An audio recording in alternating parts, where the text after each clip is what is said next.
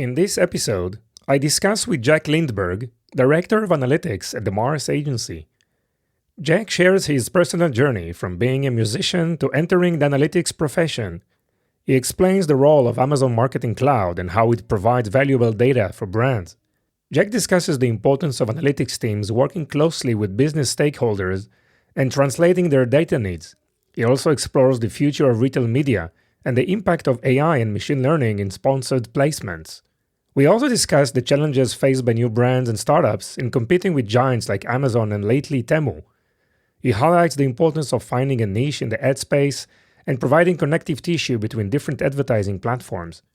We also emphasize the opportunity for technology entrepreneurs to offer ad tech infrastructure to retailers, such as shoppable video solutions. Additionally, Jack shares a fun fact about his opera singer career and involvement in NFL punting analytics. Yes, NFL punting analytics. Don't miss this insightful episode about Amazon Analytics, AI, and the future of advertising.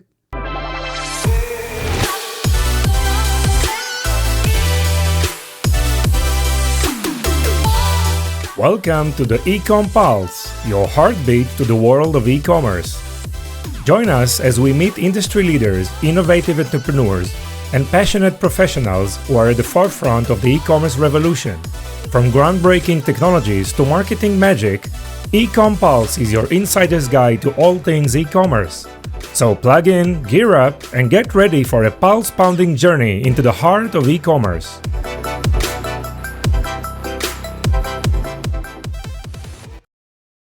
Hello, everybody. Welcome to another episode of the Ecom Pulse podcast. I'm Eitan Koter, your host. It is my pleasure to welcome Jack Lindberg, Director of Analytics at the Mars Agency.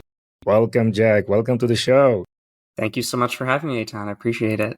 Great. I appreciate your time. Thank you for joining us. Jack, you're a musician turned analytics professional. We would love to learn more about your personal journey and your history in the business. Sure. I can't say I've been in the business that long, so it's not that long of a journey, but I'll give you as best of a rundown as I can. So I did my undergrad degree and my master's degree in music performance. Wow. Since high school, beginning of high school, always wanted to be a professional opera singer. And I went through the, traditional training paths to get going through that. Really? Yep. And I finished my master's in August of 2020. Wow. And my first professional season that I had lined up, it was sort of in the beginning months of COVID. I had a bunch of gigs lined up throughout the UK and some in Europe, and basically they all got canceled. Wow, I moved back home to my parents' house in the States, in New Jersey. And after a few months of being at home, my mom and I had both sort of had it with one another, transitioning as a young adult from living in a different country to living at home with your parents was tricky. And she was like, you need to get out of my house and get a job. In the most loving way anyone could possibly have said that. Of course. Yes. And I had 2 music degrees and no skills. And my godmother, thankfully, is a career coach at Stanford Business School. And I called her and said, Aunt Debbie, this is I'm calling in all of my years of favors to say, how do I get a job?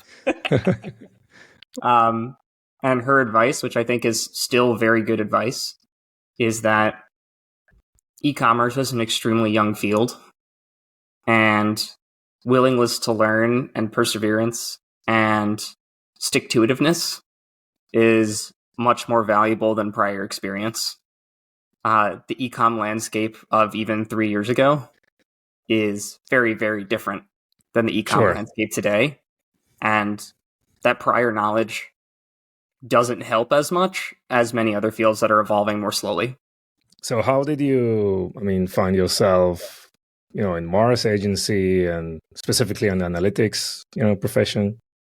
Sure. So the Mars Agency posted the first job I've ever seen that was what I would describe as someone whose sole job was focusing on Amazon Marketing Cloud. Yeah. When I worked at PackView, Amazon Marketing Cloud was one of the primary pieces of my remit, but not the whole thing. and I was really, really excited by the role at Mars to dig into Amazon Marketing Cloud in a much more intense way. I think it's one of those sort of things that everyone talks about, but no one actually does something substantive with. So it's nice to actually get time and space to dig in and display in an organization that's supportive of that, and really values the forward-thinking approach on how do we leverage this data set and capability that, one, people don't really know how to use very well, and two, we're starting to see other retailers other than Amazon pull out similar or analogous or close enough data sets that have the same type of capabilities as Amazon Marketing Cloud. So anything from your music background actually help you in this new role? I think a lot, yes. Really? Okay. I think musicians have pretty strong skills in being productively self-critical. Got it. And what I mean by that is, like, when you're a musician, I think people think that the majority of the time you spend as a musician is performing. But actually, the thing you spend the most time doing is practicing, typically by yourself. Yeah. And if you don't develop the skills to make that practicing productive, and what I mean is, like, listening with fresh ears and saying, was this the best that I could possibly do it? How do I diagnose how to make it better? Yeah. Yeah. And analytics is very much an iterative process in that way. No model you build or no approach you take is going to be perfect. There's no possible way to get it to an end state that's 100% perfect. But that sort of skill set of being self-directed and learning how to improve without external feedback is something I think is very valuable. So if you are a company and you're listening to this and you're like, maybe I should hire a musician, I would say, yes. Hire them. They know Go how to for work it. by Go for themselves. it. And I play for... Yeah, I also play all the years, and I think it's very, very important. It's a lot of good opportunity, clean the clutter, think the right way, and definitely huge. Only positive and advantages playing. So, Jack, for people who are not so much familiar with Amazon Marketing Cloud, maybe you can just explain, what is it? What are the functionalities provided for both brands, advertisers? Sure. So Amazon Marketing Cloud is Amazon's media data clean room. Yeah. That is a lot of jargon. And to unpack that a little bit more. Yeah, let's zoom in. Data clean rooms as well. Yeah. So Eitan and I both run companies. Let's pretend that we both have data that the other person wants. So I have data that's valuable to him, and he has data that's valuable to me. Yep. One option we have for sharing that data is I just send him a copy of my database, which on some circumstances, that's okay. In a lot of circumstances, I have data in there that's too sensitive. Like I have everyone's name and address or stuff like that. Or very specific information that's protected or would violate privacy guidelines in the US or in the EU, where they're very strict. For sure. Privacy guidelines. So what a data clean room does is, in that transaction of data between myself and Eitan, adds a third party that serves as a mediator to say, okay, we're going to allow people to share data, but in a way that provides privacy thresholds to say, you can't ask for specific row level data, but you can ask for a sum or a count or a min or a max or some sort of manipulation of the total data set that doesn't reveal that personal identifying information underneath. That's the typical way clean rooms are set up, is in that exchange between you and I, that third party would be that data clean room host. In Amazon's case, they're both the data provider via Amazon ads and the clean room host. Sure. So there are two sides of that three-sided relationship. Yeah. So what's in there, basically, in that data set is anonymized data of people who interact with your brand on Amazon. And it's interaction level data. So everything they do that Amazon can figure out who they are. So they click, they see an ad, They buy something, they add something to their cart, they come back 6 months later and buy something again. Amazon has like a persistent identity. So they know that person's me. And they allow brands to access that data set to better improve their marketing efforts or their business strategy. Yes. Very, very interesting. So thank you for this explanation. And in terms of the Amazon Marketing Cloud itself, it's a platform that obviously enables, advertisers really, right, to manage their campaigns, right? And also probably where all the bidding is taking place. So why don't you share more details about the specific platform and how brands can use it? Sure. So Amazon Marketing Cloud is Alan Lewis, who's the guy who's the head of product for Amazon Marketing Cloud, is going to kill me for saying this because I think he's my friend. But okay, I think Amazon Marketing Cloud is invite him to the podcast, and I will definitely feedback. With that. I think Amazon Marketing Cloud is a little bit hard to use. Typically, the folks who run the day-to-day media campaigns don't know SQL. Sure. For those of you that aren't coding people, SQL is structured query language. It's the type of coding syntax you use to extract data from a database. Amazon Marketing Cloud uses a special syntax, like a non-standard syntax of SQL, which means that for most people, actually getting data out yourself is very challenging. Yes. What that means is that most people come to Amazon Marketing Cloud with a partner. So typically that's their agency who has people like me who know how to write SQL that can help you with that data set. Mm-hmm. Or they're working with a tool provider who provide, sort of templated dashboards of Amazon Marketing Cloud reporting. So they pick the 15 greatest hits of things, use cases from AMC, and you pull that out.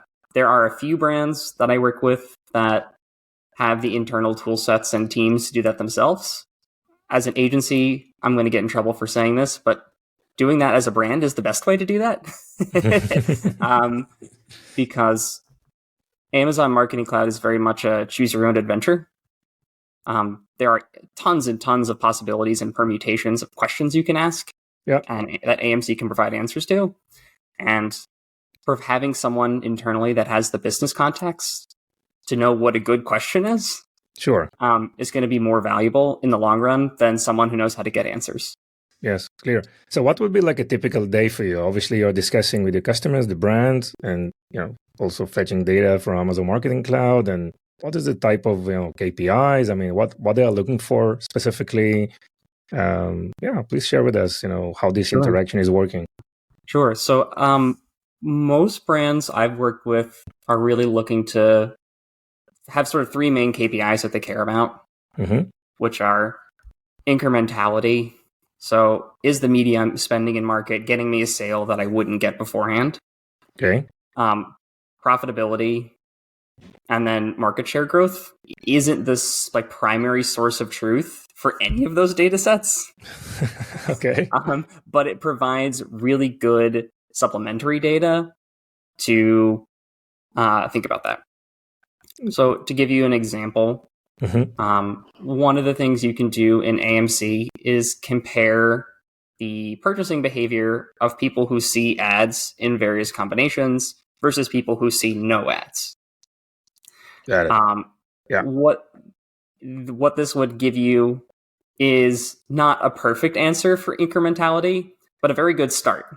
Very good start, yes. Right. To say, if people who saw no ads buy $20 worth of product over a year and people who saw ads buy $40, that's a good sign that our advertising is working in a positive way. Correct. You still need to, what I tell people all the time about observational data is there's some selection bias. Basically, the people who saw ads because they were really interested in buying your product. And when they search your brand name 10 times, they're going to run into an ad. So it could be a self-selection of, people who want to see ads are the most interested customers. But that being said, it's still a good start to think about media incrementality. Yes. So, I mean, obviously the Amazon Marketplace and Amazon Advertising, I mean, since it's being launched, showcased like an exceptional growth, right? I mean, almost all brands are running an advertising advertise on Amazon, obviously selling on Amazon. Not all of them are like, can work with you as an expert, giving them all these insights, data, recommendation. So how do you see the role of, deep data analytics shaping effective campaigns, for brands that are not that deep into these data processing protocols and versus those who are indeed, going deep dive into these, data warehouses and getting all these insights? Yeah, I think what I would say is that analytics teams are extremely valuable, but they're valuable like a construction team having very great tools are valuable. Yeah. If you have bad plans and bad workers building your house, having the best tools in the world doesn't help. Sure.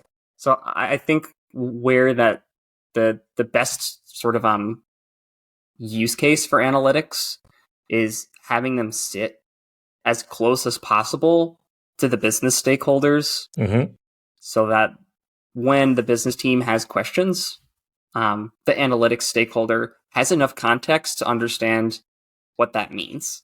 Sure. I think what I find myself doing a lot working with my clients and my engineering team is really just translating between business stakeholder says they want X, what data actually answers that question? Okay, yeah. Or what do they mean that what do they actually want? And I think what I've been trying to teach the team is, and across agency environments, I think this is something where some agency folks have issues, is when your day-to-day contact asks you for a question about data, typically it's because there's 3 levels deeper about why they want that. Okay. And if you can get to the bottom of, hey, someone's asking me for X data because their boss asked them for X data because their boss needs to show their boss something. These are the 3 layers of questions. Right. If you get all the way to the bottom of that, then your answer is going to be a lot better than if you just do exactly what they ask for. Amazing. Oh, this is really fascinating stuff, Jack. Thank you so much. So I just want to share with you and the listeners, the latest reports about Amazon, advertising performances. So the Amazon, in 2023, click-through rate were like 0.35%, right? The cost per click, the average CPC on Amazon is $0.91 for 2023. Conversion rates, again, it depends, of course, on the niches, right? But conversion rates are at 9.58%. And the average advertising cost of sales on Amazon is 29.91%, meaning, brands are spending almost a third, right, of their revenues, in Amazon advertising, which is obviously, amazing data. So looking at these statistics and performances, which you're probably familiar with, what are usually the processes, post the analysis phase? Okay, we think we have a fairly good understanding of what's happening right now. Okay, and what is the next step for you in terms of the process that you work with your customers? How do you provide these suggestion or recommendation to improve? How deep you get involved in the future campaigns in order to improve all these parameters?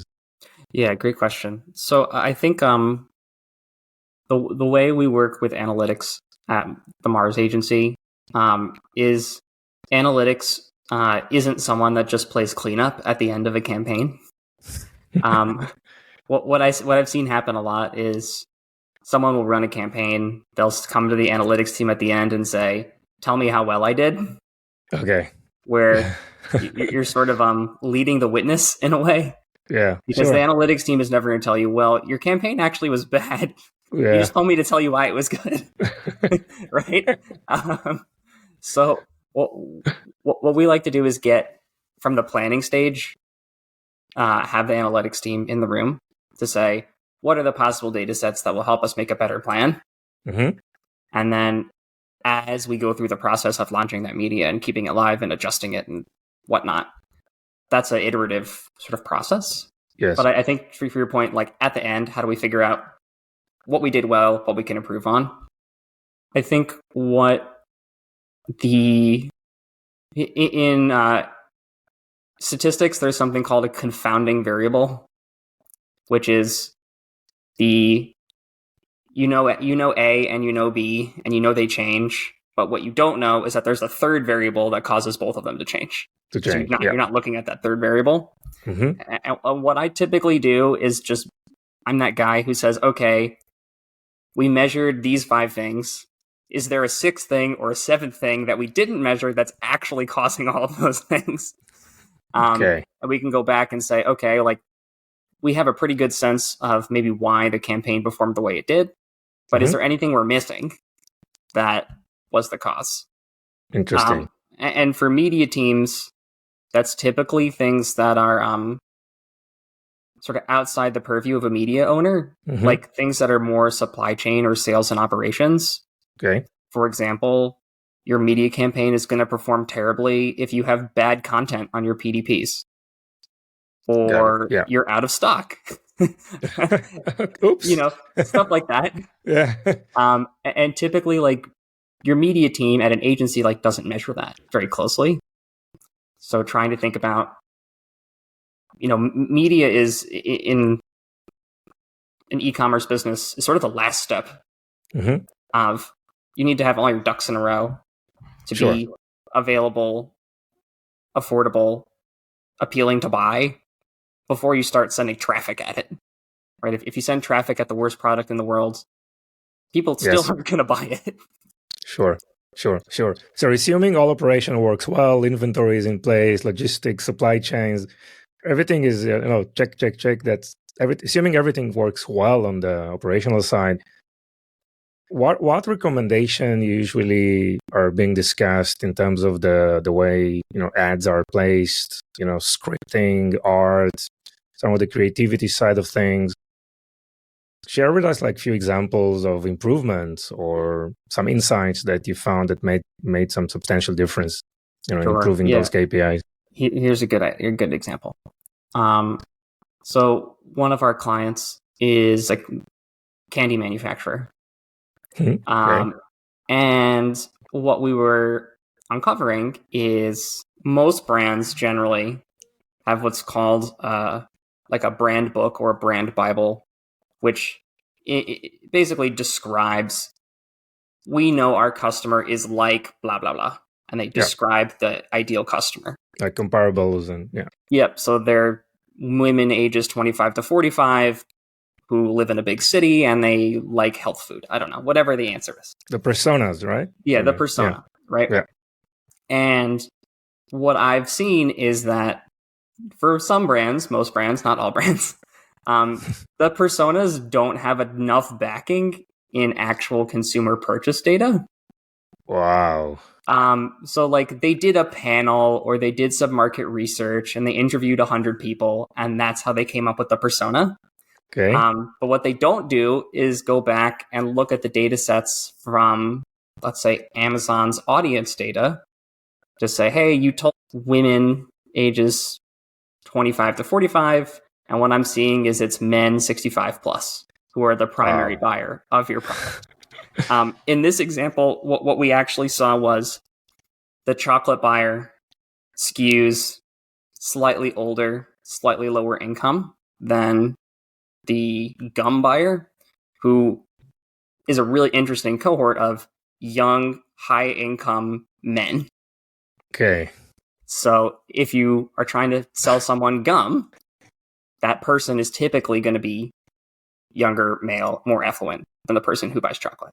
And what you would do with that is say, okay, now I need to go, that person I'm talking to at the other end of this ad is different than my chocolate buyer. So the type of branding I need to do, the type of targeting I want to use is going to be a little bit different. Wow. Yeah. Much more than a little bit, I think. It's like a completely different person, right? Right. And I think it's like, it's easy to see how you can set up a persona and you sort of have that as your customer the whole way down. Yep. And if you never fact check that with like, hey, we actually have people buying this, can we see who they are? Yeah. And just check your work. Yeah. So what happens after you are actually sharing with them this really, insightful or surprising piece of data, right? What's the usual step following that? So I've been lucky to have clients that take that very well. And they're like, oh, okay, this is interesting. We should come up with some new ideas. Okay. Then the next step is like, does our creative tell the story in a convincing way to that end buyer? And then it's thinking about, are we targeting the right audiences via DSP campaigns or streaming TV or video or whatnot? And then are we targeting the keywords on search that cohort of people type in? Yeah. And obviously, as a Mars agency, and obviously by yourself, you are involved in all these new creatives and all these messaging, points. And I have a lovely team of creative folks that do most of the creative development. Yes. I barely passed middle school art, so I'm not the person you want designing your creative. Yes. But I am a person on that team that goes to the creative team and says, "Here's what we learned about the customer. Help me figure out how to make creative that speaks to this person." Yes. Okay, so Jack, we are going to a cookieless world, right? With Google and Apple and all the big, and this creates probably a substantial opportunity for retail media, right? And so let's discuss a little bit what do you see, as current trends and how retail media is going to evolve, do you think, in the following years? Yeah, it's a super great question. So I want to give credit where credit is due to John Denny.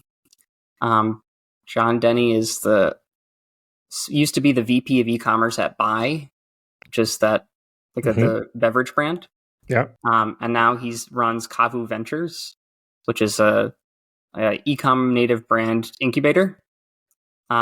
He taught me a lot about how brand media and direct response media, in his mind, and I think the data backs this up, are basically the same. Wow. Okay. So not my idea. Can't take credit. Go look up John Denny. He's a brilliant guy. But his narrative that he works with all his brands on is that brand building is building purchase intent on a longer time horizon. So direct response is I want you to buy within the next 15 minutes. Brand media is I want you to buy in the next 6 months. And they're both trying to drive a purchase just on different timelines. Okay. I think with cookies deprecating, what we're going to see is brand dollars that are dealing with folks in the upper funnel will become much less easy to target if you don't have cookies. So the I'm going to build a brand because I'm targeting audiences. The types of data you have about those folks is going to depreciate over time unless the partner you're working with from an advertising standpoint is generating their own first-party data to give you really strong insight about who that person is. And some of the folks with the best data in the world are retailers because you go to their store and you buy stuff. And you buy stuff. That's a very strong signal about who you are and where you live and what you like. So I think we're seeing this already start with retail media networks trying to reframe themselves not as drive conversion at my retailer, that's it, as their only purpose, and thinking more about how can we rebrand ourselves as a company with a data asset and media inventory that we're using to help you with your entire marketing journey. Sure. A really interesting example of this that it just launched earlier this week, I think, is Amazon Prime Video has started playing in-reel ads. Yes. And I was watching Prime Video last night, and I got ads from a different streaming service. So crazy. Yeah, wow. I got ads for Paramount Plus on my Prime Video. On your Prime Video, yeah. Right. And I was like, that's insane that someone decides that the way to build their brand as a streaming service is to use in-video ads on another streaming service. On another streaming service, yeah. But if I'm the team at Paramount Plus, I don't have the data that Amazon has about potential subscribers. Yes. So the data asset is the more valuable thing that they can leverage and utilize. Yes, yes. What I think becomes challenging within these use cases and walled gardens is persistent identity across a much wider swath of the internet. And as they start deprecating, the precision of identity resolution will go up within a walled garden, but the reach of the walled garden will be smaller. Smaller, yes. Right? So like within the Amazon ecosystem, they're very confident about who they're targeting and why. But once you start getting further afield, that gets more and more challenging. Sure. And I think there's some under the water narratives here that are wrong about the answer to this is we're just going to build the world's biggest clean room of clean rooms and just mush all of these walled gardens together in some sort of data environment and match all the user identities and we'll be hunky-dory. Yeah. But that's not going to happen. The sort of clean room of clean rooms future state in which the walled gardens sort of, to use a bad metaphor, like build a bridge across them isn't gonna happen. Yeah, for sure. And what's more likely is that brands and their agency partners are going to have to get better at saying Amazon's data and Walmart's data and Kroger's data are all structured differently. How do I go in and say, tell me about my brand persona and know the ins and outs and how to extract that data from 3 different data sources with different structures and different ways to extract it, but still present to the stakeholder the same answer. Interesting. And definitely, Amazon is a very unique position, right? Because of the marketplace, some of the Amazon Prime, obviously, not just, I think the CTV and the big screen is another layer of probably, higher CPMs and much higher opportunity.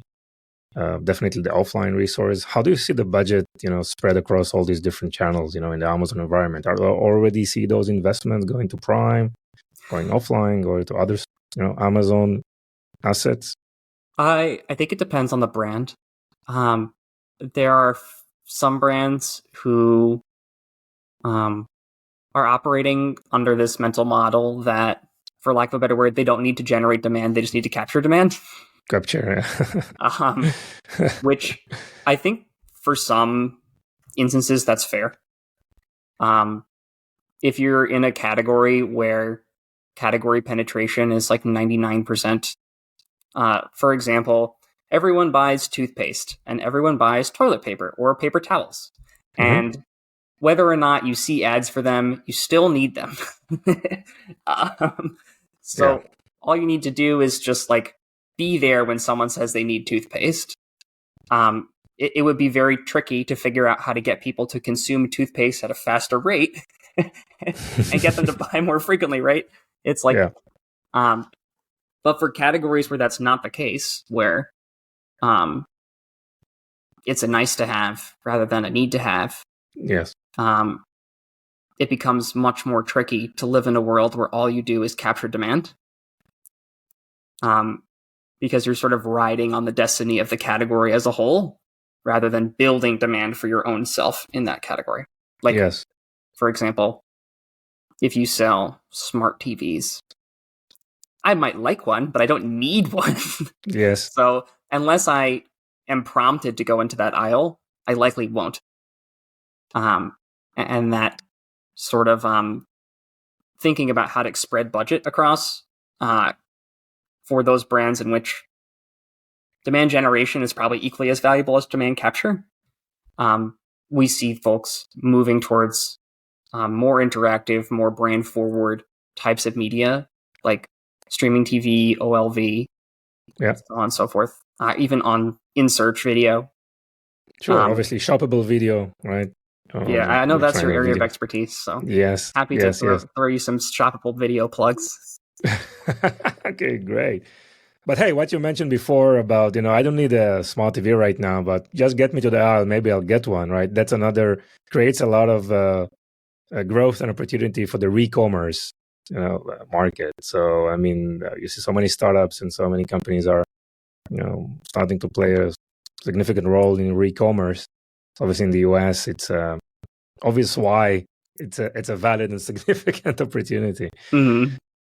So Jack, I think this is probably the time of any of our episodes when we need to talk about AI, machine learning, and obviously as a data expert, how do you see the role of AI, machine learning are taking shape here in this specific sector?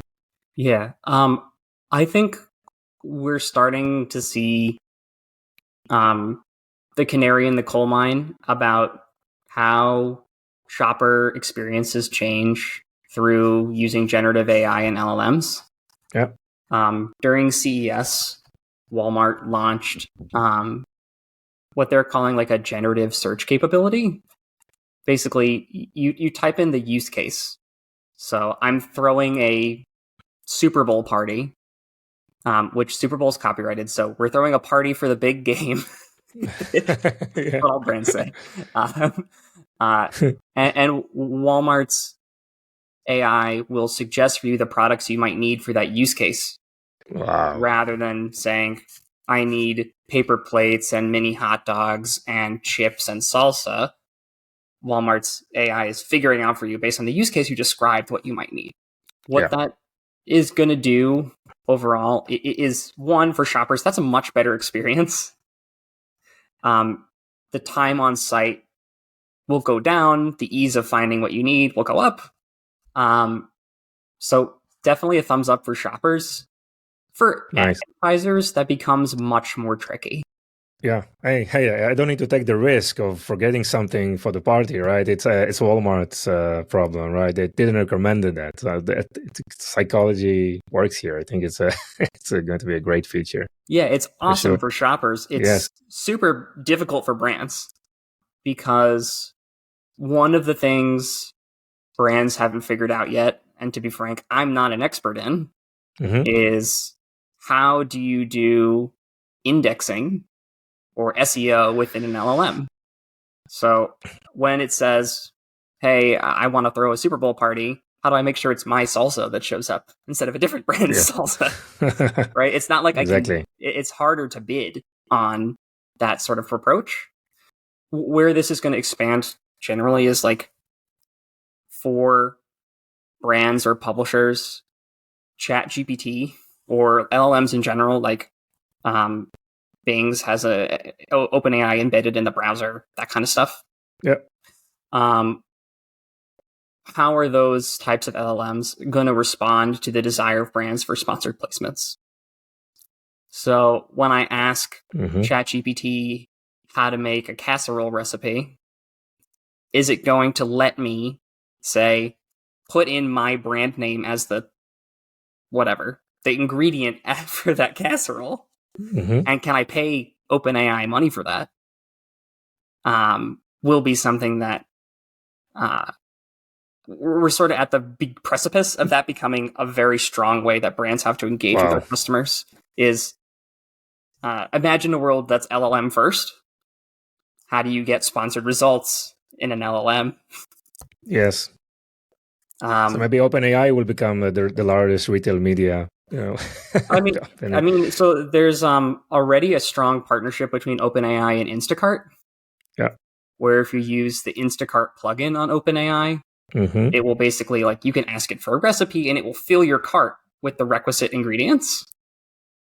But I haven't seen, doesn't mean it doesn't exist. This could just be my ignorance. Like how to actually bid on that. Like how do I say to Instacart and OpenAI, I'm willing to give you $10 to show up in that recipe slot because I think that's going to be extremely high converting. Because once it's already in my cart, I'm not going to remove it and then add a different brand. Of course not. So I'm willing to pay a lot for that type of recommendation. But the transparency on how the mechanism works to do that isn't there yet. Very, very interesting.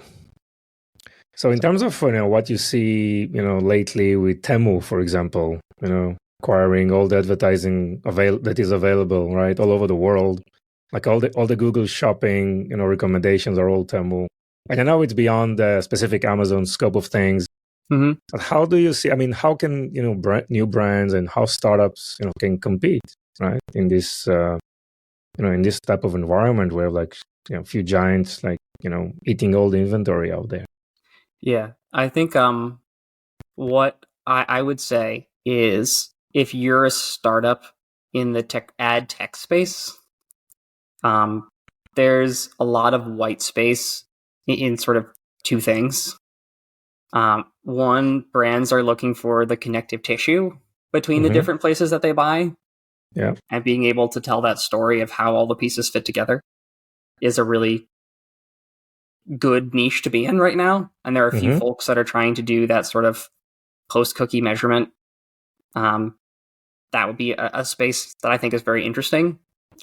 The other spot that I think there's a lot of players, but it's very also quite interesting, is realizing that retailers, by and large, are not tech companies. And you, as a technology entrepreneur, are probably better at spinning up the underlying ad tech infrastructure to do shoppable video, for example, than the retailer itself. Yes. So going into a retailer and saying, hey, we have this off the shelf, we can install it for you, is probably going to be an easier path. Interesting. Than saying, or than waiting for the retailer to figure out how to do it themselves. Yes. To be tough, like Amazon is the only retailer that's a tech company. Like AWS is a substantial portion of Amazon's revenue. If you look at the other retailers on the world that invest in the retail media networks, they don't make money from web hosting and storage and compute and all sorts of infrastructure technology things. They have to rely on a third party to get those going. Yes. Wow, Jack, it's been really, really fascinating. Thank you so much. It's been my pleasure. For a very young career, it's really, really deep and well done. Anything from your side that you want to add or contribute at this stage? I want to shameless plug. Take a look at the Mars Agency. We're doing some really cool stuff with generative AI and Amazon Marketing Cloud. Most of my day job is actually building a custom LLM that knows how to write the AMC version of SQL to help folks who don't know how to code humanize AMC, right? Yeah, make it a little more simple. So take a look at that. Great. That's my shameless plug. That's okay. And Jack, on a personal note, could you tell us something about yourself that most people don't know? Sure. So I already told you that I'm a former opera singer. Another fun fact that I like to share is my three best friends from college and I, a few years ago, started a sports analytics Twitter where we tweet about NFL punting. For those of you that don't know, that's the guy who like holds the ball, drops it, and then kicks it. Yeah. And we just started tweeting about it because we thought it was funny. Like we were sitting like in our dorm in college, and we were like, punters are funny.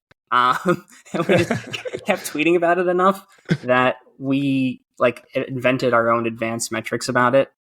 Wow. And we've interviewed a few NFL punters. And then we've been quoted in ESPN and Sports Illustrated and the New York Times and the Atlantic. Wow, amazing. Or not the Atlantic, the Athletic, my apologies, about punting, because very much like Amazon Marketing Cloud, if you pick something strange and you just keep digging on it. Keep digging. And you will rule this hashtag, right? Yes, exactly. You'll rule this one weird thing that no one cares about. And then once someone decides they do care, you're the expert. So all this data and insight, are they available somewhere publicly? Yeah, we have the Twitter is called at the punt runts or puntalytics. We have a GitHub. Okay. You can look at our repos if you want to check out how we're calculating these advanced metrics, and you can see our we'll interviews put up it also in the we put it also in the show notes. So yeah, I'm the least effective member of that team. Okay. My friend Dennis is doing his PhD in biochemistry at Harvard, and he does most of the coding work. So shout out to Dennis. Okay. I'm the least helpful person on that in that fork. Wow. Interesting stuff. Great. And so where is the best place to find you and the Mars agency? So the best way to find us is on LinkedIn. So look me up on LinkedIn. I'm posting content there a lot about Amazon Marketing Cloud, about e-commerce, about AI. This podcast will be up there once it's published. Good. And then the Mars agency, best way to find us is on our website. Okay, Jack, it was really, really fascinating and interesting. Thank you so much for your time. Oh, my pleasure. Thank you so much for having me, Eitan. Bye-bye. Thank you for joining us on this episode. Your support means the world to us. If today's episode has been insightful for you, consider sharing it with someone who would also benefit. Even one share can make a big difference. Looking to elevate your e-commerce game? Discover Vimy, a multi-channel e-commerce platform that will transform your business with the power of shoppable video. Visit us at vimy.net to learn more. It's Vimy, VIMMI.net. Thank you for being part of our journey. Stay tuned for more invaluable insights in our next episode.